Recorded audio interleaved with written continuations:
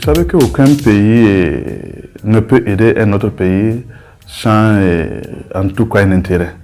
Que ce soit la Russie, la Chine ou la France, chaque pays, en tout cas, tire profit d'un partenariat qu'il signe avec un autre pays. Donc, pour le cas de Burkina Faso, c'est vrai que moi, personnellement, je suis un conservateur.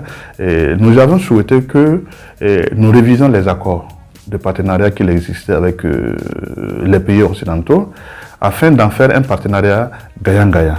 Je pense également que le MPSC s'est inscrit dans cette logique et nous attendons peut-être les différents projets sur la table de l'Assemblée afin d'apprécier. Alors la question de la Russie, c'est une question éminemment politique et c'est un lobbying.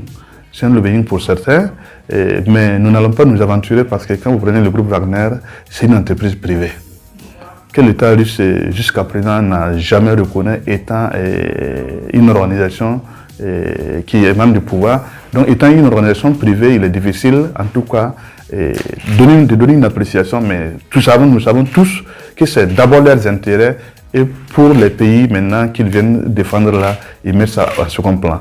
Donc si on peut réviser, dans tous les cas déjà les armes que nous avons, que ce soit les hélicoptères, les Kalachnikov et autres, c'est des armes russes, c'est du matériel russe que nous commandons. Donc je ne suis pas de ceux-là qui disent du tic au tac qu'il faut abandonner la vieille mère pour aller vers une nouvelle chérie. Je ne suis pas dans ce domaine-là. Par contre, je veux en tout cas qu'on revise nos accords, on en fait un partenariat gagnant-gagnant. Mais à ce niveau aussi, ça demande un système de communication fiable afin d'expliquer à la population à la base pourquoi il faut ceci et cela et non ce que les uns et les autres souhaitent. Bon, malheureusement, comme c'est la grande muette, alors tout est fait dans la discrétion totale, personne ne sait ce qui se passe sur le terrain et donc le citoyen est laissé à lui seul et naturellement, alors chacun dit ce qu'il pense. Bon, ça ne fait que reculer un pays en termes de progression dans le débat.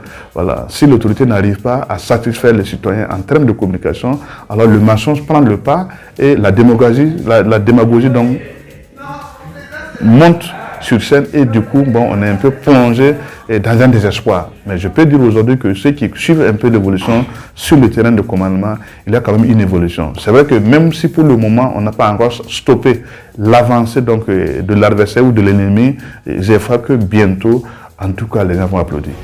Faso 7, une autre facette de l'information au Burkina Faso.